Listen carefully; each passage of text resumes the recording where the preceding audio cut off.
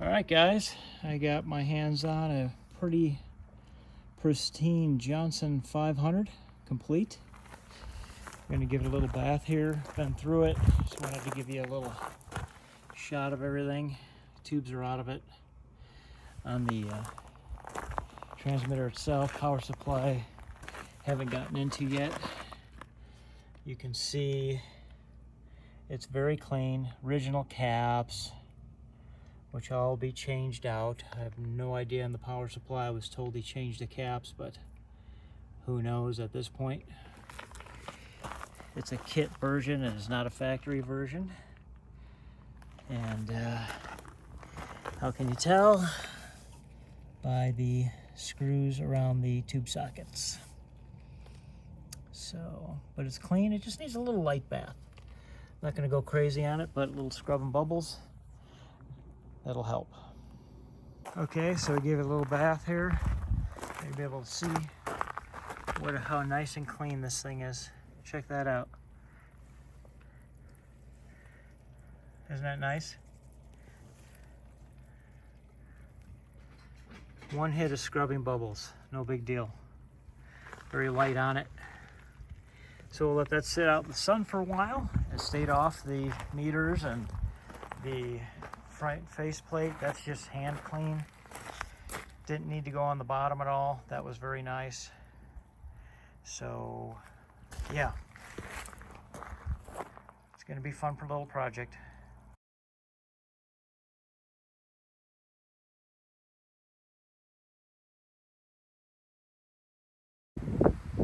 Well, as you can see, I have the power supply deck for the Johnson 500 all kind of tore apart.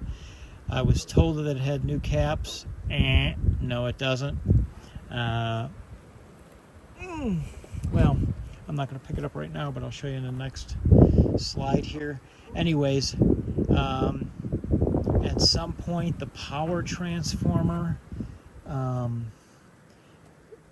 lost 5 volts for the filaments on the 866s. There's a small allied transformer in there to add the 5 volts for that.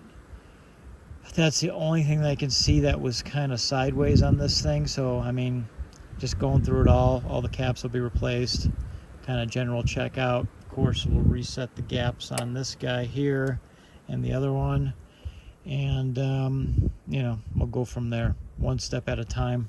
And I'll tell you guys, scrubbing bubbles, I used to use Windex, but scrubbing bubbles works a hell of a lot better. You don't have to scrub, i.e. scrubbing bubbles, so it saves you a little bit of elbow grease. So I highly recommend that on all your projects. Just 2 cents on that. Alright, so there it is, cleaned up. I took a toothbrush and went over it kind of quickly.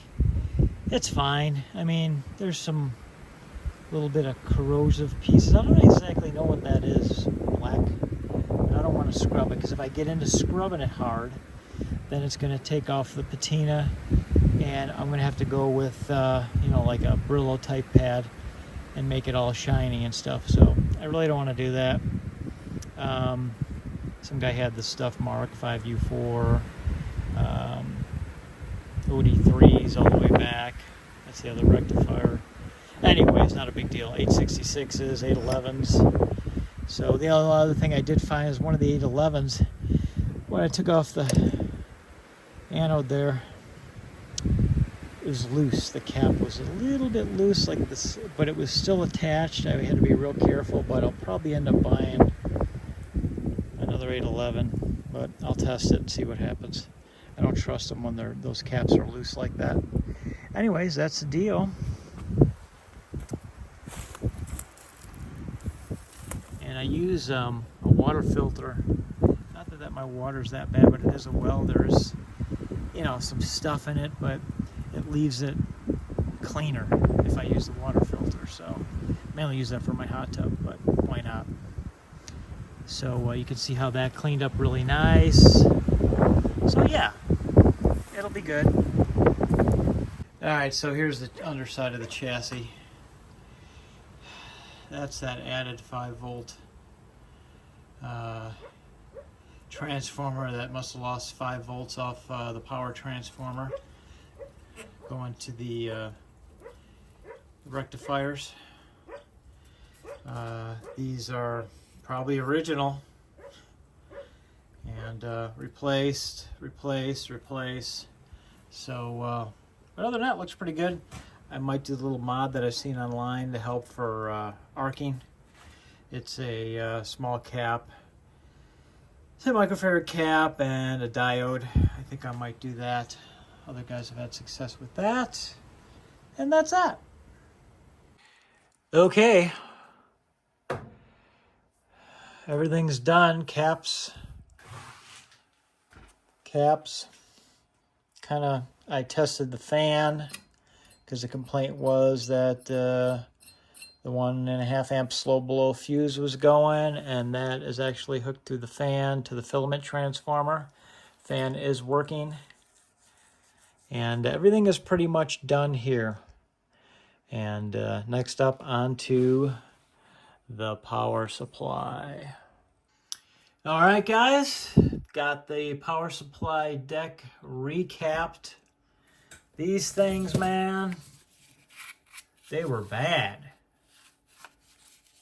So they were real bad.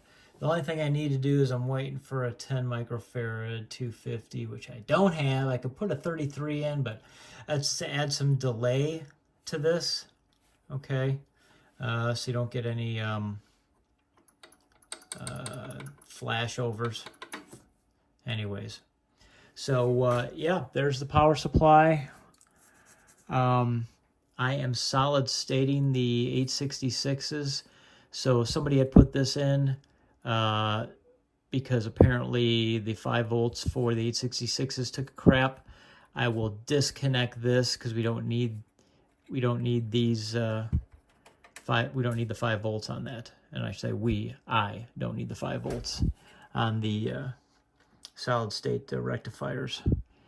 And as far as the 811A with the loose anode, it is loose, but I did test it in my Hickok, and it is showing just fine and dandy. So, and the other one's fine too. So I'm just gonna leave them in there. Should be fine. Save $100 on a pair. So, anyways, I have to set the gaps and get this mod in here, and that's it. It'll be a testing mode, so we'll see what happens.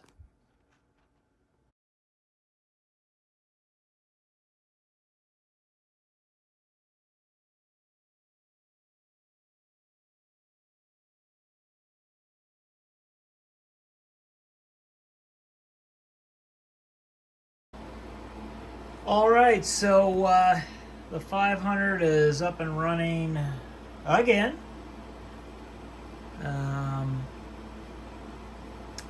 Had quite an interesting restoration on this thing.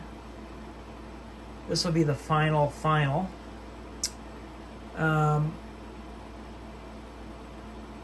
Purchased this thing from a gentleman in the Sacramento area. Stated that 8 years ago he got it, changed the caps, and it kept blowing this certain low voltage fuse. Actually, the fuse that he said that was bad was the one that kept going to the 4400, the push to talk, and the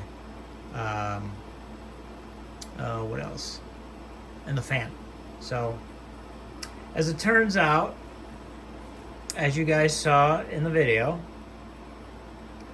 nothing was ever changed. Somebody was in it at some point, because they did change.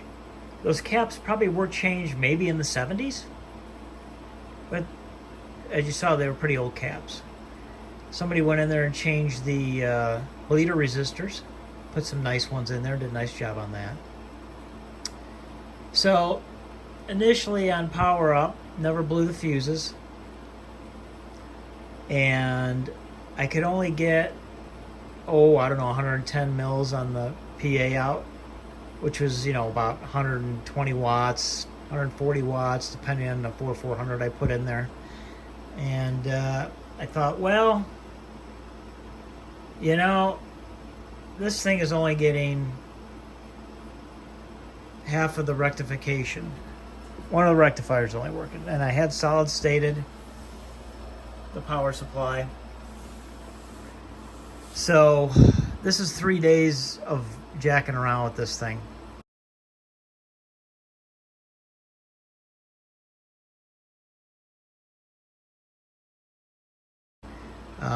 After the initial, doing the caps and basic checkout. So, coming to find out that somebody wired the rectifiers essentially backwards, I could say that. So there were some trials on that, getting that correct, because the schematics were pretty crummy that I had. Buddy of mine, Joe, kind of helped me out a little bit on that and drew me a bigger schematic by hand, and we figured out what we needed to do. There was a choke that needed to be hooked to the cathode shield to properly and jump both these also. The jumper was wrong to pair them together, the rectifiers. Anyways, 300 mils, full power out, 380 watts AM or more if you really want to load it down. And she was working great. Was on the air with a buddy of mine with his 500, and it crapped out. Probably 10 minutes in, pop, nothing, little pop, like more of an arc, which I thought was, but I didn't have anything left. So it kept blowing one of the high voltage fuses.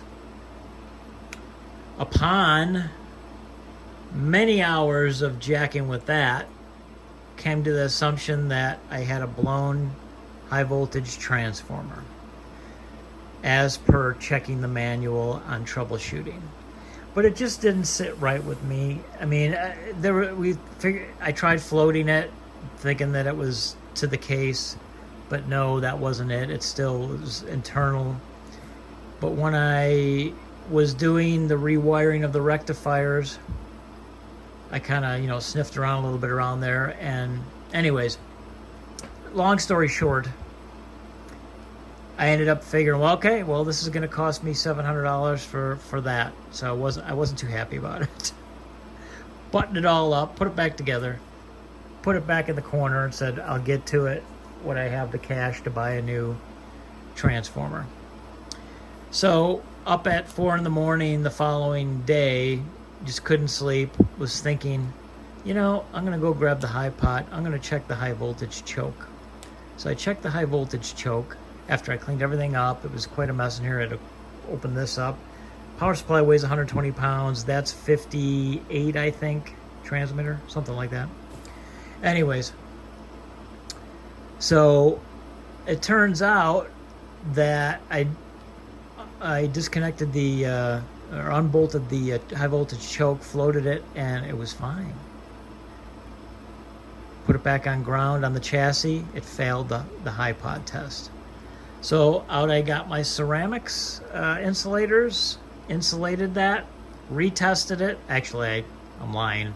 I had the board on there and I tested it before I did the ceramic insulators, and it did full power out.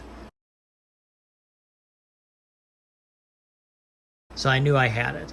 Ceramic insulators on, made it safe, buttoned everything up, and away we went. Well, the story gets more interesting. Well, I shouldn't say more interesting, but interesting. So that evening, I fired up, and I noticed the 811s were kind of flickering a little bit. So what the hell's going on? Next thing you know, I start smelling smoke's come out of the right corner. Shut it down. I says, now what's going on? This thing was fine. It's cursed. It's so cursed. Well, it turns out that the low voltage transformer a couple of times popped the fuse for some reason. And original fuse holder. See if I can get this thing open here, one-handed. Original fuse holder. And occasionally, like I said, it did pop the fuse. I don't know know if you guys can see that, if this thing want to focus in. Come on, focus in.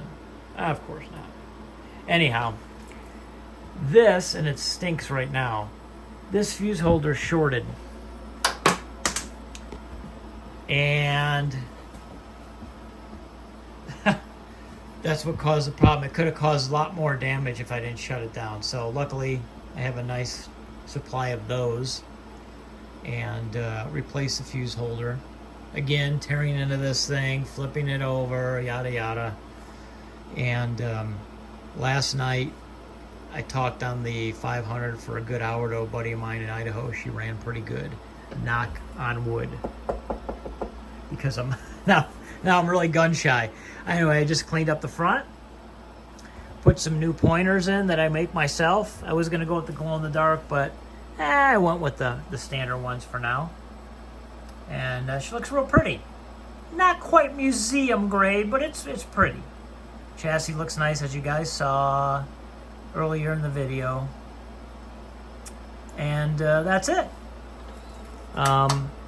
Running, you know, very nice, what it's supposed to be to specs on the power. And audio sounds nice. I don't have any plans to do any big audio mods or anything like that right now. I'm just going to run it as is. It's not a broadcast transmitter, so I don't feel the need to try and make it sound like one, but I will do a couple minimal things. And there's only 856 of these made, so they're pretty rare. And like I said, there's a 4400 in the final. At what they call at 305 mils load up on AM, she's running about 380 watts or so. Will it load a little more? Yes. Anyways, and 100% modulation. Sounds nice. I just have a Shure microphone hooked to it. And that's that. So that's the Johnson 500 saga. The video's a little bit longer than usual because I didn't cut it up. But hope you enjoyed it. Thanks for watching the channel. And on to the next thing. Could be another Johnson product. We'll see what happens.